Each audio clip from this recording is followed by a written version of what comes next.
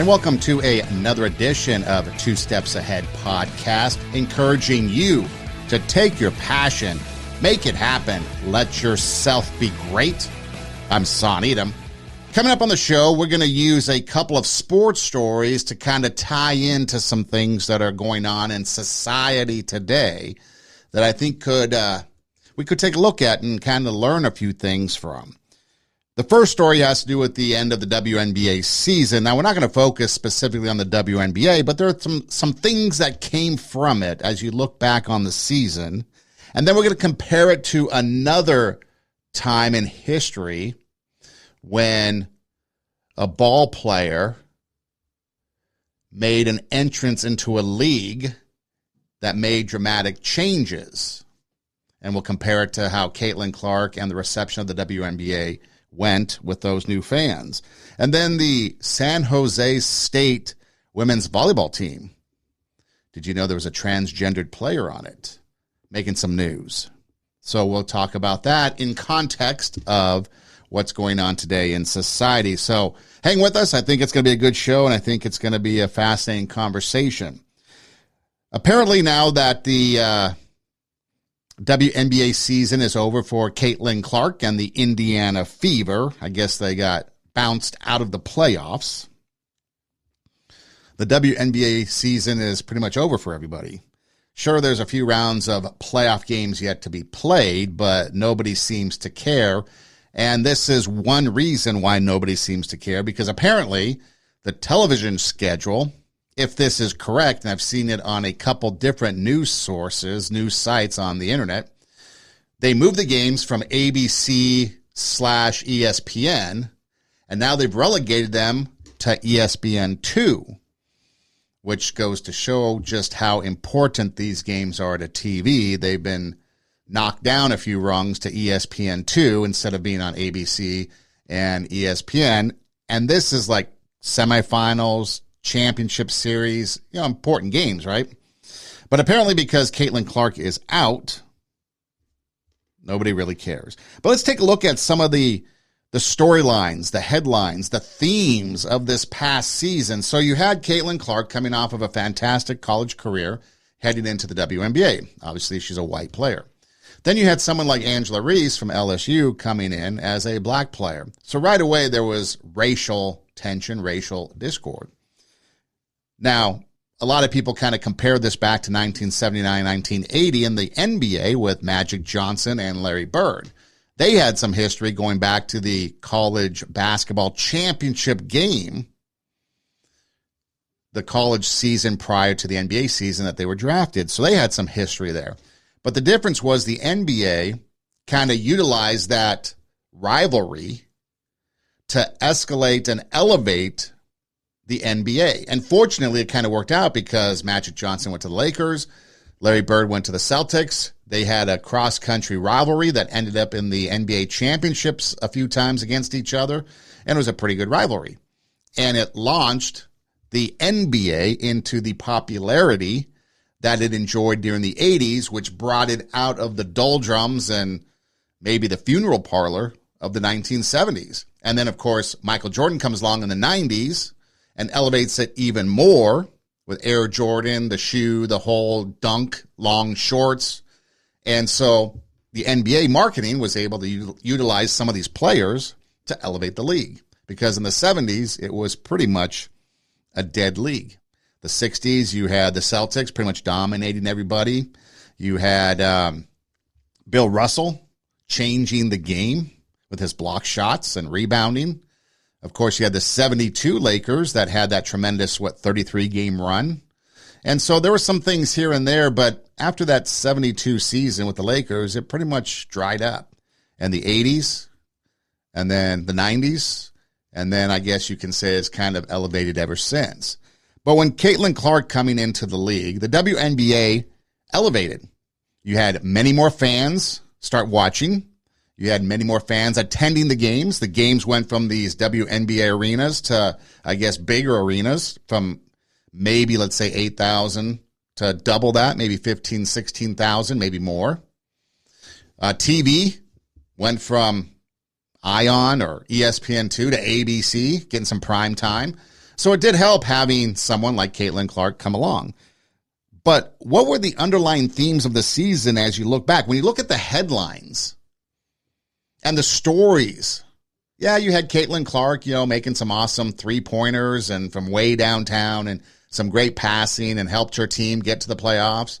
Yeah, you had Angel Reese doing the double-doubles. So you had some positive headlines. But overall, the longevity of the season included claims of racism from all parts. The fans are racist. The players are racist. Everybody's racist. So you had racism. You had jealousy. You had players that were literally tackling, hitting, punching, being abusive to Caitlin Clark.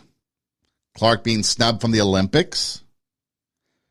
In fact, the Olympics USA basketball attendance for women's was low. Nobody wanted to go. And this is on international stage. Imagine having a WNBA presence on an international stage in Paris. Could have elevated the league. But not too many people were interested because the marquee player that everybody knows around the world is not on the team. Of course, you had the comparison between Caitlin Clark and Angel Reese, the good, the bad, the ugly. Turned out more bad and ugly. And then you had all these grown women who are playing hoops, who are playing a game, making some money. The average, well, I guess the rookie salary is about $70,000. That's a lot more than what a lot of people are making. A lot of women are making in this country doing other jobs, and they get to play what they want to play, basketball. And then they're crying, boo-hoo, woe is me. They have this victim mentality.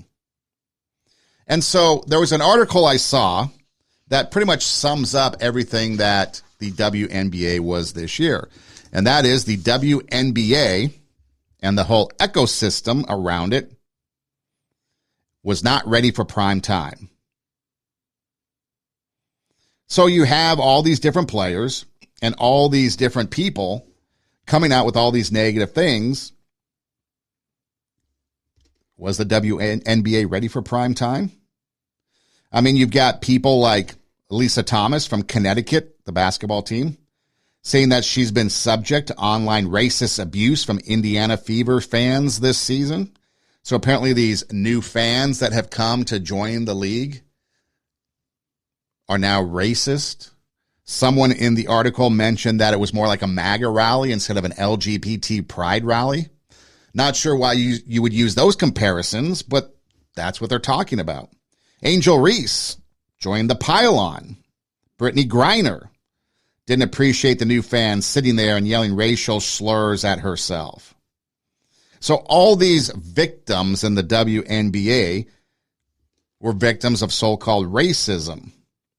And then the WNBA came out with a blanket statement that said, don't do racism. And so as you go through the article, it just goes over and over and over about these WNBA players and how they're just victimized. They're being victimized by what they think is unfair treatment, harassment, abuse. And the article goes on to say if you're going to be in the spotlight, there's going to be some good and bad publicity, attention, whatever you want to call it, that's going to come your way. Apparently the jealousy comes from the fact that Caitlin Clark had a shoe deal and that she was coming off that record-breaking college season at Iowa. And Nike wanted to do a shoe deal with her. And the more you look into the shoe deal, it looks like Nike got a pretty good deal. Sure, it was about a $20 million deal, including bonuses for a shoe and other things. But then some of the other NBA players are WNBA players, like maybe the Aces MVP, A'ja Wilson. She hasn't received a signature shoe yet, according to the article, or one of the articles that popped up about this. And she was kind of jealous about it, wanting to have her shoe. And then others are like, what about my shoe? What about my shoe? And so on and so on. So again, you have all these things coming out of the WNBA this year and what could have been a pretty dramatic, positive season with new fans, new record attendance, new record ratings, and a buzz about the league. People actually wanted to watch the WNBA. But all these negative headlines. And the one thing that people forget is that when you take a look at these shoe deals and other things, it's all about marketing, right? Name recognition. Did anybody know A'ja Wilson before Caitlin Clark entered the league? Probably not, unless you're a diehard women's college basketball fan. But the average fan, probably not. The average fan probably didn't know a whole lot of people. I mean, I remember when the WNBA first started, you had people like Lisa Leslie, a name that still rings and stands out for college basketball fans of yesteryear. And she had a lot of success, but she enjoyed a shoe deal. But when it comes to marketing, you need name recognition. I mean, that's what politics is all about, right? When an election season, it's all about name recognition. What about your reputation? Most advertisers want a clean reputation for the most part, not always. Nike, they can do whatever they want to do. They don't need anybody. They can pick and choose whoever they want. You know, look at, they had Tiger Woods for all these years, and then they dumped him when he became no longer a marketing tool for them. So unless you are a WNBA devotee, you knew no one in the WNBA. Maybe, maybe people that were on ESPN or have a podcast or something like Sue Bird or Diana Taurasi or someone like that, perhaps. But all in all, did you really know? Until Caitlin Clark entered the league? Probably not. I mean, I mentioned Lisa Leslie, right? She played for the Sparks back in the inaugural season of 97 to 2009. She was a 3-time MVP for the WNBA, won a couple championships. In fact, she was the first woman to dunk a ball in the WNBA game. That will get you some marketing points. And then you look at Cheryl Swoops, Dawn Staley. I believe she's at South Carolina, right? The head coach. Cynthia Cooper. They were all represented by Nike and had shoes way back in the beginning of the WNBA. But the difference was you had good players that started in the WNBA league. And the other thing, too, was timing. You know, you're coming off of Michael Jordan in the mid-90s. Now you've got the WNBA, so you had something else to kind of keep this shoe thing going, was a new league, new players. And so for the WNBA, nobody really knew much about it. So these players that were playing, there was no marketability. Caitlin Clark comes along, opens it up. Now maybe some of these other people, other players get shoes. Angel Reese might have been another one that gets a shoe. And so it goes on and on and on. But here's the thing I want to talk about. So the negative headlines, the negative themes, the negativity, in my opinion, that came out from the WNBA was what I saw for the most part. And I didn't really follow WNBA because every time there'd be something that I would think would interest me, there would be something else times 10 that would disinterest me, and I could just go look at the highlights and watch Caitlin Clark. I mean, she was tremendous in her passing, tremendous in her shooting. She elevated the games of other people. I mean, if you go back and you look at the Indiana Fever, I think the last couple of years had 0 All-Stars prior to this year. I think the record was like 15-60 or something like that over the last few years. I think that one girl, Boston is her last name. I think she was like the last maybe All-Star before this year for the Fever, a number 1 pick perhaps. But she elevated the team, did Caitlin Clark, elevated her players. But I want to get back to this racism thing, because you take a look at these players and all we heard was racism, racism, racism, racism. I was abused. I had people online commenting, saying that racist things. It was a MAGA rally, not a pride rally. I had people in the stands being racist. The Indiana Fever fans, racist, racist, racist. Okay, we're in 2024 right now. Let's go back to the 1940s, 1947, 1946. And let's take a look at Jackie Robinson coming into Major League Baseball and breaking baseball's color barrier. If you want to talk about racism, here's someone that endured racism. I'm not saying that these players didn't, but I think they're embellishing a little bit. I mean, you have to have a little bit of a thick skin today. If you're on social media, I mean, anything is fair game. I mean, there's people that have attacked me on social media, and I'm a nobody. And they've attacked me for things I've put out there. Okay, so it's going to happen. And if you're a celebrity, a star, whatever, you're going to be attacked more.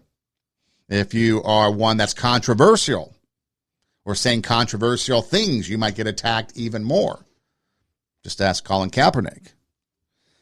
But Jackie Robinson entered Major League Baseball in 1947.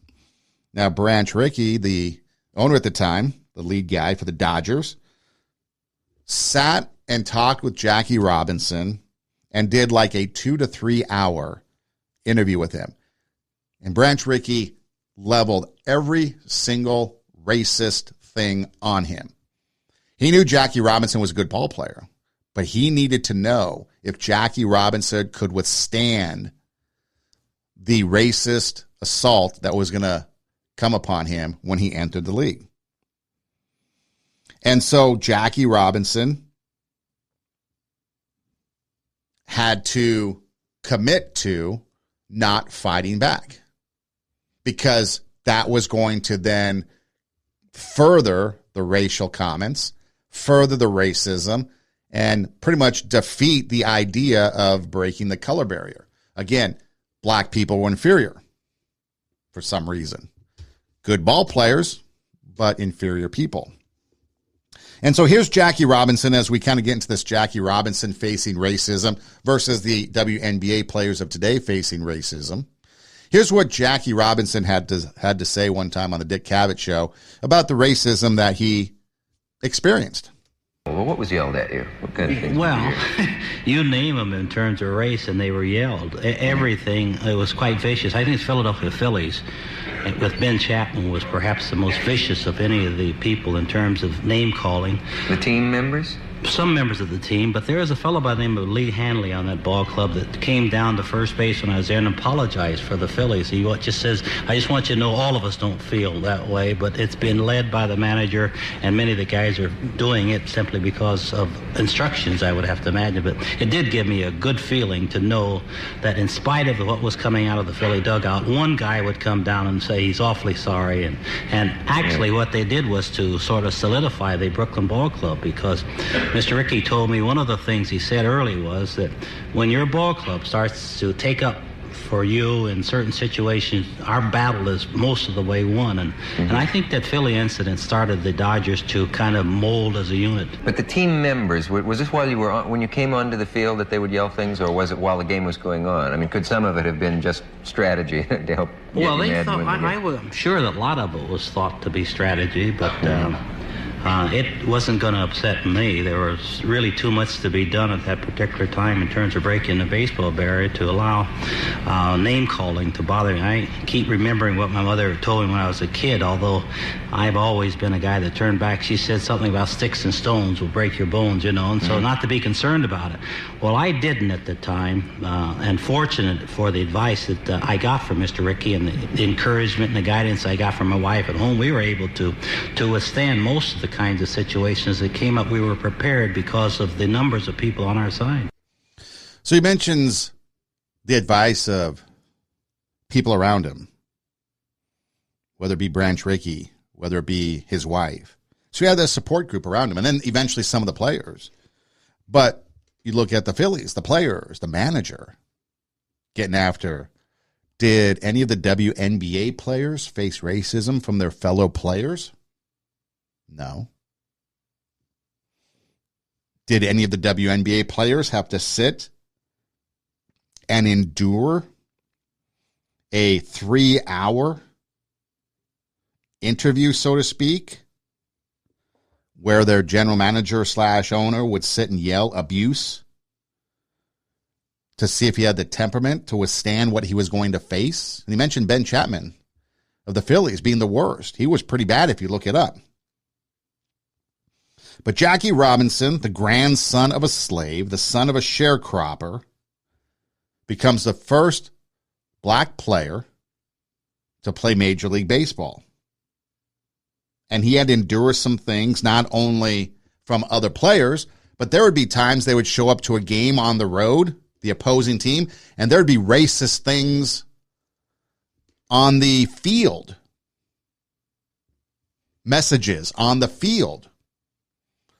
Were there any racist messages displayed in WNBA arenas? No. 2 years. Branch Rickey asked Jackie Robinson, give me 2 years. I just need you to not fight back. Maybe bite your lip a little. Don't be a pushover, but give me 2 seasons because we need to break through this, and people are going to throw this abuse on you. They're going to throw this racism on you because they want a reaction out of you. Kind of like a bully, right? Bully just tries to get a reaction out of you, and eventually, if you ignore them, eventually they kind of go away. And then Jackie Robinson had this to say. First of all, Branch Rickey said, quote, Robinson, I'm looking for a ball player with guts enough not to fight back. It takes guts not to fight back. And then Jackie Robinson responds, Mr. Rickey, if you want to take this gamble, I will promise you there will be no incident. And so Jackie Robinson, for 2 years, kind of took it, even though he wasn't a turn-the-cheek kind of guy. And you can go and look up some of the things Jackie Robinson, he fought back the bus, on the back of the bus type things. In the military, he stood up for people and took discipline for standing up for other people who he felt were dealing with some raw deals. And then he eventually started to earn over the respect. Opposing players tried to spike him in the thigh, or they pitched beanballs at his head. He received hate mail, death threats. He was forced to shower separately from his white teammates.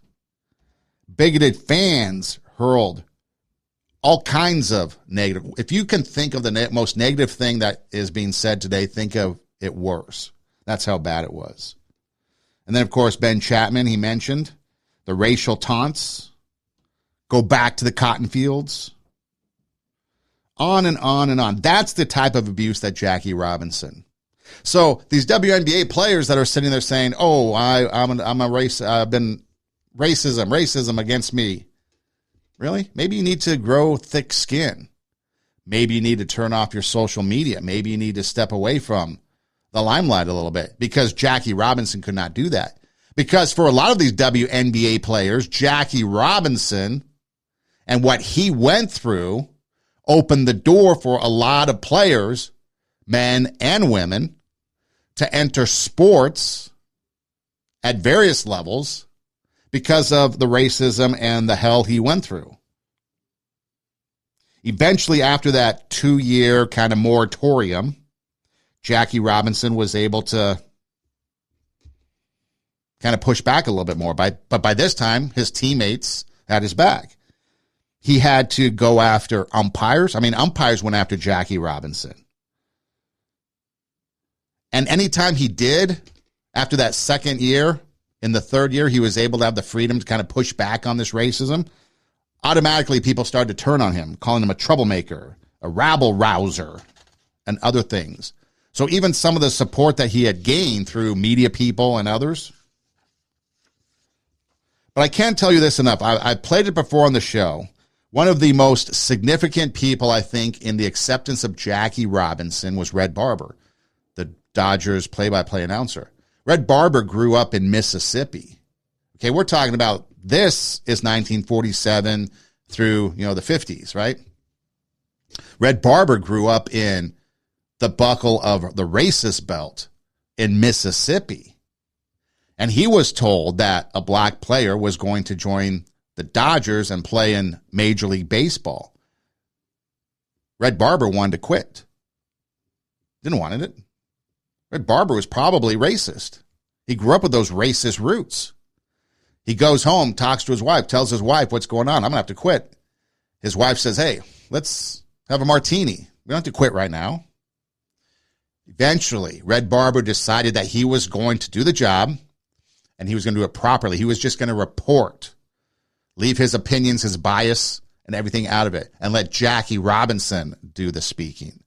And he did. And I think that help endured Jackie Robinson to the fans, bring them together. Because Red Barber could have probably sunk his career, or maybe that of Jackie Robinson's.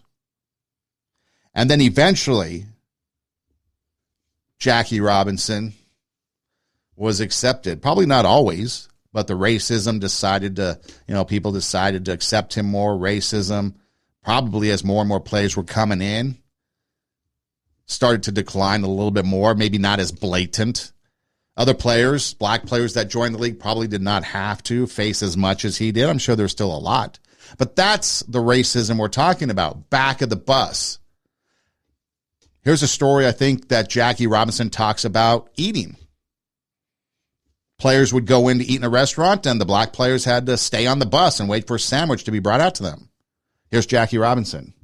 I've heard that some of the players since have felt guilty about not supporting you, that people have come up and said, I wish at the time I had been a little braver or something. Well, I think Carl Erskine, who, in my opinion, probably had the most understanding of the whole situation, he was quite concerned.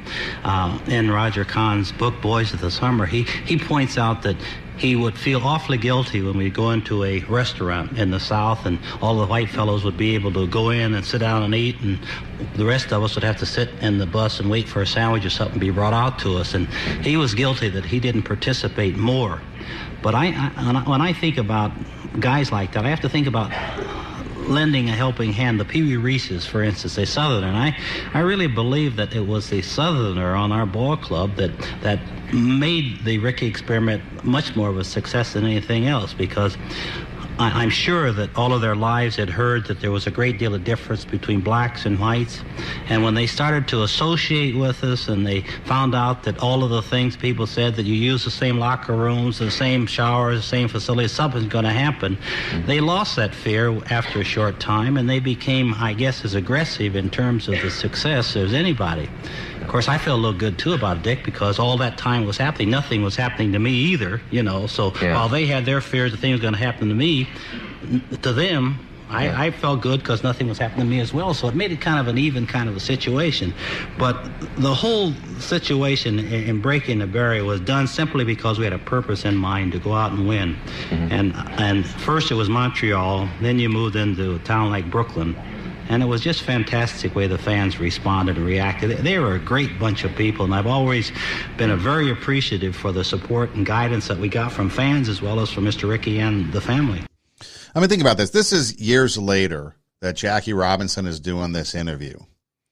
And he's talking about how great fans were, how great. They weren't great.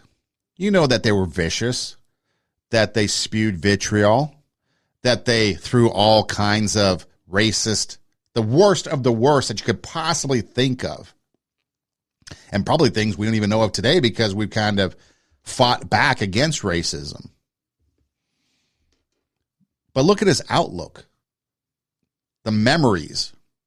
I'm sure the bad ones are still there, but he's focusing on the positive. That's the type of player. That's the type of person Jackie Robinson was. Look at Pee Wee Reese and some of those other Southern players were instrumental, he says, in helping Branch Rickey achieve his goal of integrating baseball. And not only that, winning baseball, winning championships like the Dodgers did in 55.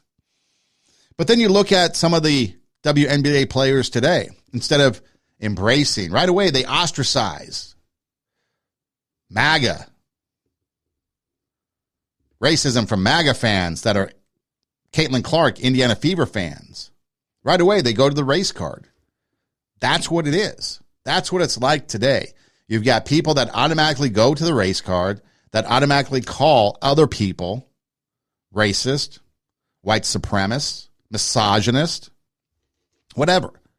I mean, could you imagine if the WNBA was able to somehow, and I don't know what they would have done because I don't know if they have the capability because like the article said, they're not ready for prime time. So I don't think they were ready for this. Branch Rickey had a plan all along. He had thought about bringing somebody, but he just wasn't sure who, but he had his ideas. He had a plan of breaking the color barrier for a couple years. It wasn't just a off-the-cuff thing. But then you had to find the right player, a player that was talented but also had the guts to not fight back, and drills him for 3 hours in his office about all the things he's going to hear. Jackie Robinson buys into this. So imagine, let's just say the WNBA players endured this race. I'm not saying there weren't racist things thrown at them,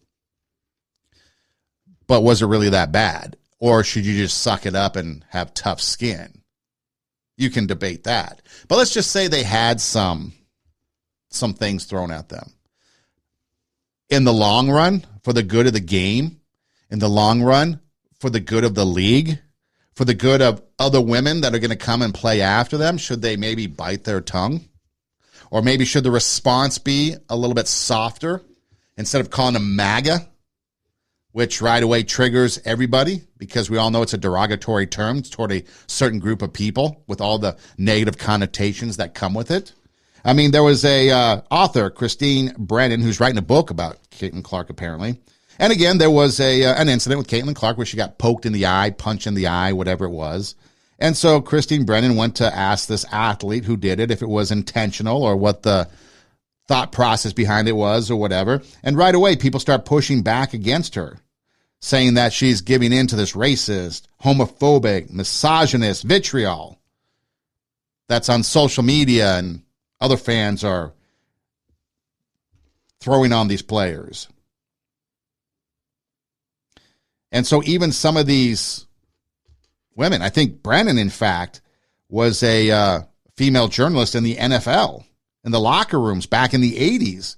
Women weren't allowed really in locker rooms back then, or if they were, imagine the sexism, misogyny, and all that Christine Brennan, the author, who's now being accused of being misogynist, sexist, racist, homophobe, whatever, because she's writing a book on Caitlin Clark asking questions of players. She's being accused of all this stuff, and they don't even realize what she went through in the 80s in an NFL locker room. People are so soft. I guess the other accusation was that she was out for the gotcha quotes and things like that. But the WNBA was not ready for prime time. And it was obvious at the end of the season with the obsession of race and privilege. And did you see these WNBA players before the games? They would do this like catwalk, not really catwalk, I guess. It's a red carpet. Let's call it a red carpet type walk. And they'd show off their fashion. Now, I know women like fashion. I know men like fashion. But I don't think the NBA has these fashion walks. And so they would, look at me. Look at my fashion. Look at me. Look what I'm doing. And that's what it became.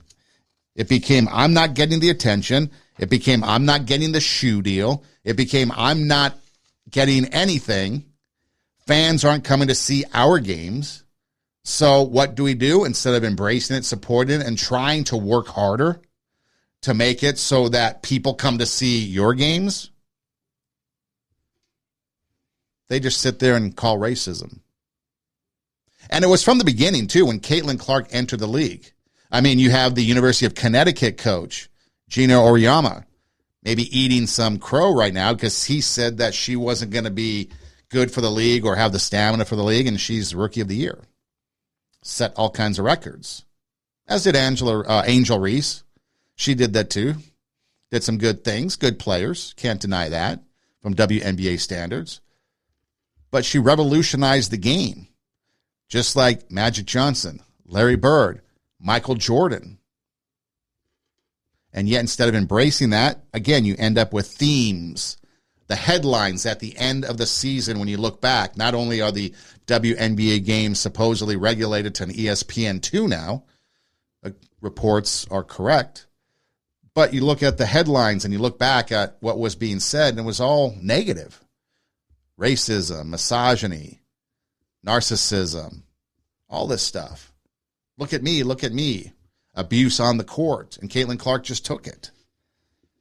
And so what does that say now for the next generation? And the other thing, too, and I want to get into a different story here, but the other thing, too, is now the WNBA apparently might strike next year.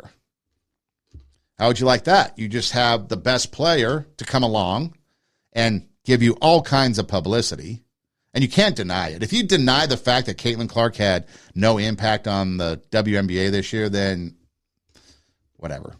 You're just outright blinded by your ideology is what it is, because she did.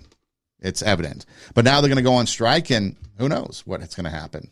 It took Major League Baseball to have a home run race between steroid-filled ball players and Mark McGwire and Sammy Sosa, raced to 70 or whatever it was, 62, I guess, to break Roger Maris's record 5 years after their strike in Major League Baseball, 94 strike, I believe it was. 99 was the race for 62. That brought baseball back from the funeral parlor after the strike, so who knows? But the other story is that Boise State apparently has a transgendered female on the team. And it made headlines most recently because I believe it was BYU decided that they weren't going to play the game. They forfeited. And now Wyoming, the University of Wyoming, just came out in the past day or two and said that they were going to forfeit their game against San Jose State. And apparently San Jose State is undefeated. Okay. And so Blair Fleming is her name. She's a trans-identifying male on the undefeated San Jose State women's volleyball team. Now, there's a class action lawsuit that has been filed that basically says her on the team violates Title IX, that guarantees equal opportunity for men and women in college education and sports. Now, Brooke Slusser is a starter and co-captain on the San Jose State team, and she joined the lawsuit. So not only do you have teams forfeiting games and not wanting to play, you have a teammate suing the NCAA. So Fleming is a redshirt senior. She played at Coastal Carolina before going to San Jose State. And apparently there's some discrepancy over the fact that maybe she hid her identity, like the fact that she was transgendered. And I guess that's important because even though transgendered players can play on women's teams, apparently there are regulations that have to do with biological things, biological chemistry that are required. And if you aren't living up to those biological requirements, you are outside the laws of the NCAA, and therefore, apparently you can't play. But so now you're starting to have people not play. And it's because of safety reasons is what it's about. Now, San Jose State's having a great year. They're undefeated. Fleming's having a great year. But remember, there's a couple episodes back, maybe it's been a few, and when I played it and I'd posted on social media, it got banned or whatever. So I'm not going to play. I'm just going to tell you about it. But what happened is that there was a video of a volleyball player, high school volleyball player, I believe it was, transgendered male, literally killed the ball, or in the old days, spiked it, as we used to say, and hit the girl on the head and basically gave her concussion. Apparently the speed of Fleming's hits are so fast that like the ball comes at the opposing player so fast they can't even react, and so it poses a danger, a health hazard. And so that's part of the problem, is safety. And so we showed the video. The girl got hit and got a concussion. There was another video we showed of a field hockey team, high school field hockey team, where the field hockey transgendered male hit the ball and it knocked a girl in the mouth and it horrified everybody. She lost teeth, whatever, and you hear screams. And so, there's a lot of safety issues as well. That's been documented. But then you also have, Leah Thomas. Remember the swimmer that apparently swam at whatever Ivy League school for the men's team for a couple of years and was irrelevant, last place, whatever. Then all of a sudden became trans and now started setting all kinds of world records and college records and winning championships and stuff like that. And so again, when you look at these things, you're looking at a situation where what do? Well, you've got schools now forfeiting games. So you can take a look at it from two different things, okay? You could take a look at it from the player, in this case Fleming, wanting to play. Should she play? I'll let you guys debate that because, frankly, I don't really care anymore. I don't care if transgender players play anymore. How can you not care? One, it doesn't affect me. I'm not playing the game. I don't have anything taken from me. And obviously, people don't care because no one can decide what to do. Everyone pushes for it, but yet when people get hurt, nobody really does anything. They try to put up parameters around how they need, what they need to have, like as far as their body chemistry to play, if they're male to female transgendered. And so there's all kinds of that. And so, again, you have just nobody seems to care. You got, people out there trying to advocate on both sides. Riley Gaines is somebody that was an athlete that had to compete against, I think, a transgendered player. And now she's outspoken against it. But I think Caitlyn Jenner, the former Bruce Jenner, who won the decathlon in the 1976 Montreal Olympics. Listen to this, what this person, Caitlyn Jenner, has to say. And I think there's some insight to it, especially from somebody who, if there is such a thing as an authority on the matter, Caitlyn might be one. This is not Leah Thomas's fault. It's really the woke world that's out there right now. Gave Leah Thomas the ability to, honestly, take away medals from other athletes. She played by the rules, but my beef has been with the NCAA. They've got to harden these rules because the NCAA should be out to protect women's sports. Transitioning, I really feel like it comes with responsibility and integrity. And I think in the Good Morning America show that she did, I think there was a lack of that. It was all about her and her happiness, where, when she was a male swimmer just a few years ago, she wasn't happy at all. Now she's all of a sudden happy. Well, I am into happiness. I am glad she is happy. But she did it at the expense of the other female athletes. Individual happiness here in Leah's case cannot take priority over the undeniable biological fact that she's trans and has a massive physical advantage over the other athletes. I mean, you see her on the blocks, and I can see the girl standing next to her. If you look up to her, she's very tall. And the girl's thinking, I can't beat that. I'm going for second place. And it shouldn't be that way, and the NCAA has to protect women's sports. A responsibility and integrity. Those words are sour in people's mouths today. But there's responsibility, according to Caitlyn Jenner, and you have to have integrity. Leah Thomas wasn't happy because Leah Thomas wasn't winning, maybe. But now all of a sudden she's happy. Yay, good for her or him. But now it's at the expense of other athletes. What about their happiness? So again, it falls back on the NCAA. Leah Thomas played by the rules. Maybe Blair Fleming is playing by the rules at San Jose State. And maybe she's happy being a volleyball player. But what about the other people? I mean, medals were taken away by Leah Thomas that perhaps would have gone to other female athletes, swimmers, that have trained all their life. You might not remember this, but her name was Chelsea Mitchell. One of the first stories that came out about transgendered athletes was a number of years ago. Might have been under the Obama regime, but it was in Connecticut. Two men, or boys, I guess, in high school became trans, and they started to run track. And what happened was they dominated everything. At that time, there was a few girls that were running, 3, 4, 5 of them, and they would all kind of jockey for wins at track meets. Pretty competitive, apparently. And then all of a sudden, these two trans athletes come along, these boys, and they dominated everything.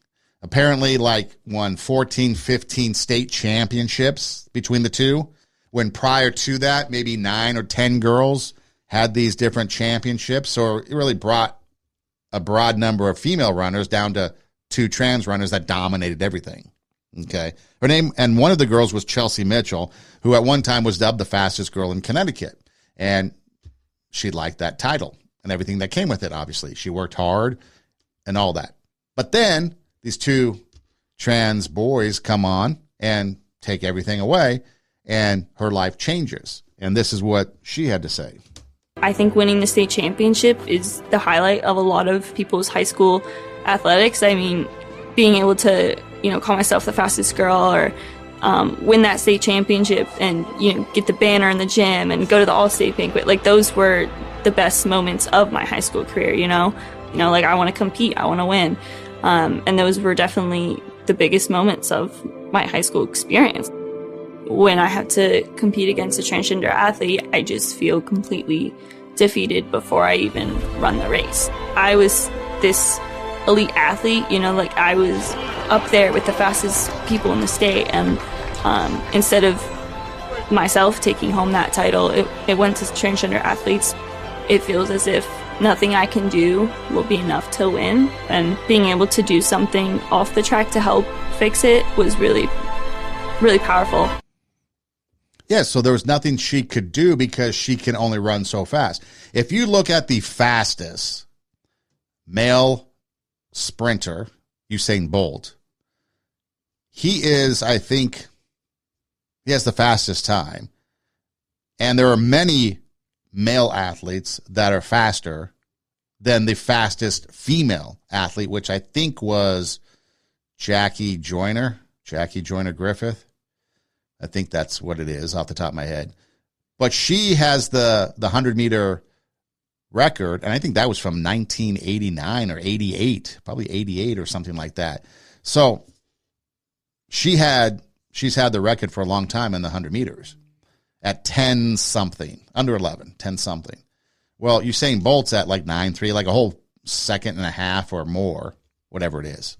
And so how is the fastest woman in the world ever going to get faster when you're the world record holder? When the world record has stood for however many years since 88 to now, that's over 20 years, right? Almost 25, 26 years maybe. How is a woman ever going to get faster than that? You can't. So if you have the fastest girl in Connecticut run the fastest times, and now 2 guys come along and become trans and run it, and they blow them out of the water. I think there was a winning time somewhere of like a 1.5 second advantage. Now, you might not think that is a lot. 1.5 seconds. Have you watched the Olympics? Did you watch the Olympics in Paris when the race came down to 1/100th of a second, maybe 1,000th of a second? Photo finish. And how many people within a half a second, maybe 4 or 5 people finished within a 1/6 or 1/7 of a second. I mean, that's what we're talking about. So that's a lot of time, 1.5 seconds, 2 seconds in the world of track and field. But what about the happiness of these athletes like Chelsea Mitchell and the others that have lost out after practicing and training and putting in the work?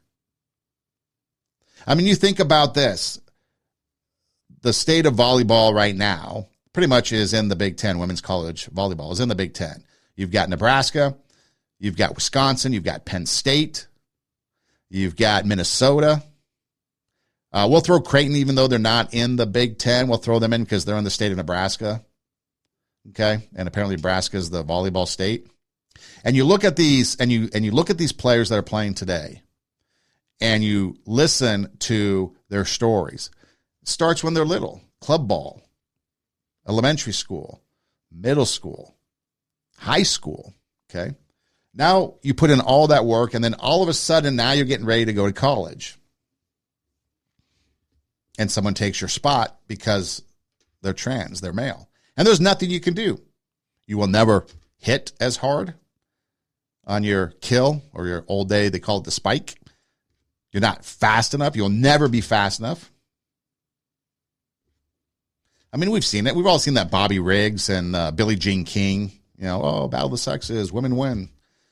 But we've also seen Serena take on, Rafael Nadal or whoever it was that they played, and male athlete wins. You take the best of the male athlete and the best of the female athlete in these sports, and the male athlete will win. They're bigger, stronger, faster. That's just biology. If you don't like it, well, too bad. That's how it is. Now, there's many female athletes that can beat me. There's many female athletes my age that can beat me. I'm fine with that. I don't care. That's just how it is. I'm fine with that.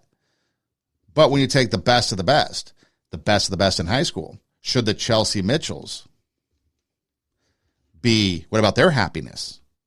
What about the happiness of the volleyball players at BYU and Wyoming that want to play, but now they can't for whatever reason because of the forfeit?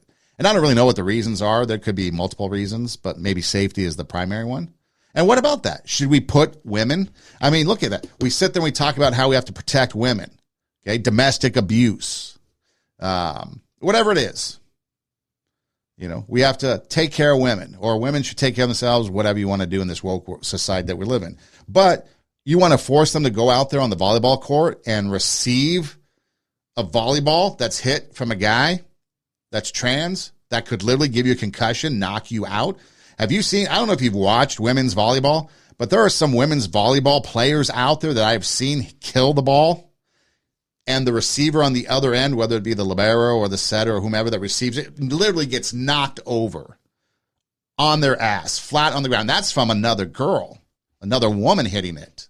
If you've ever seen Nebraska volleyball, Harper Murray, Andy Jackson, Merritt Beeson, or Sarah Franklin from Wisconsin, you look at some of these people and the way they can kill the ball. I mean, there's some force behind it. Now imagine a guy hitting that. It becomes dangerous. So at what point do we protect women? And I think Caitlyn Jenner said it the best. It's a responsibility of the NCAA. It's a woke society that we live in. These people, these players might be playing by the rules. According to the NCAA, you've got to sit there and you've got to deal with some testosterone levels and all this measurement of biology. And if you're within those, you're okay. You can play. But is it the right thing to do? Is it the safe thing to do? And that's the thing that we have to decide. And that's the thing that governing bodies like the NCAA have to decide.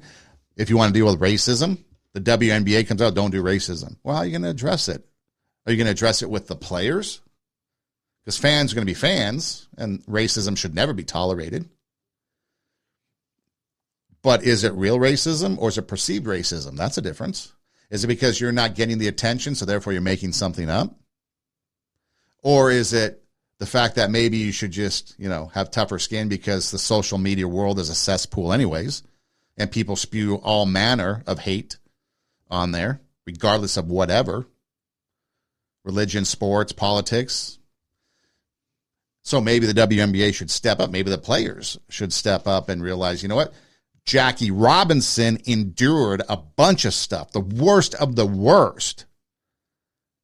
And when we heard his comments earlier, his reflection, even though he has those memories of Ben Chapman and others that were really bad, the fact that he heard these racial comments from players, from fans, scrawled on the field at the opposing team's ballparks, he remembers the fans being good, being supportive, the teammates that came and were supportive. The son of a slave, or the grandson of a slave, the son of a sharecropper. He was able to have that 2 years. He was a fighter, but he put that 2 years behind him and said, I, Branch Rickey, will comply with what you want for the greater good.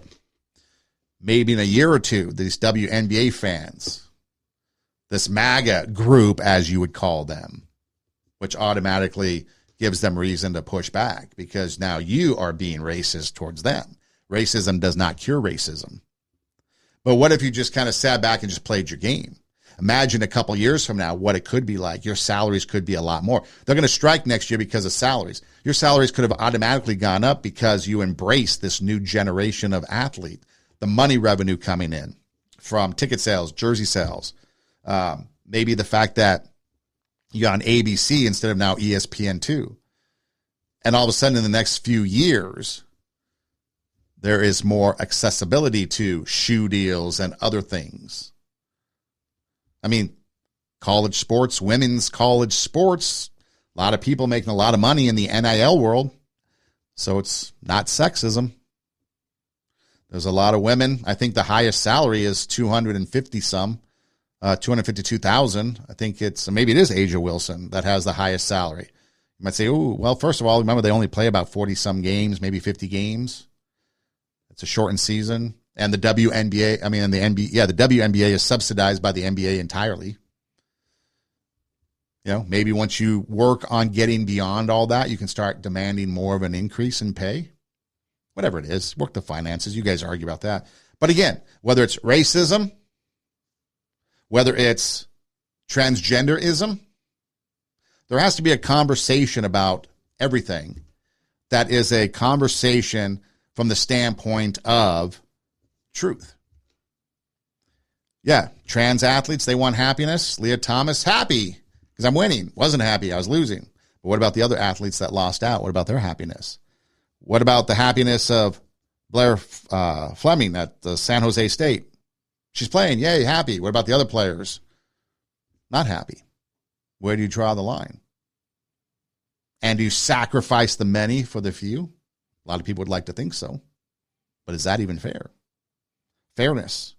But responsibility and integrity, two key words from Caitlyn Jenner that we should seriously consider as we move forward. This is Two Steps Ahead Podcast, encouraging you, my friend, to take your passion, make it happen, let yourself be great. Check out our website, radiowarp.com. That's radio, WARP.com. Click on the show logo. Our shows pop up in video form. You can click on them and watch them. There's an orange banner across the page. That's our SoundCloud. You click on the orange banner, take you to our audio page. You can download and take episodes with you on the go. You can listen anywhere you listen to podcasts, Spotify, Pandora, iHeartMedia, Apple Podcasts. Just do an internet search of TWO, Two Steps Ahead Podcast, and we pop up. So we're pretty easy to find. Our show email, twostepsaheadpodcast@gmail.com. Again, TWO, twostepsaheadpodcast@gmail.com. Go ahead and reach out. Let me know what you think. And again, I always put this out there. If there's something going on in your life and you just have no place to turn to, you don't know what to do, you don't have to go it alone. Reach out. If I can't help you, I'll help you find somebody that can better help you. And you don't have to do it alone. Don't feel like you're out there on an island by yourself. Go ahead and reach out. twostepsaheadpodcast@gmail.com. I'm on social media. Instagram, Facebook, TikTok, Two Steps Ahead Podcast. My personal stuff is out there. Son Edom. You can easily find me. Just DM me, send me a message, whatever it is, and I will help you as best as I can. Don't want you to do it alone. Again, Two Steps Ahead Podcast, encouraging you to take your passion, make it happen, let yourself be great. I'm Son Edom. Hey, thanks for listening. Do tell a friend, and until next time, God bless.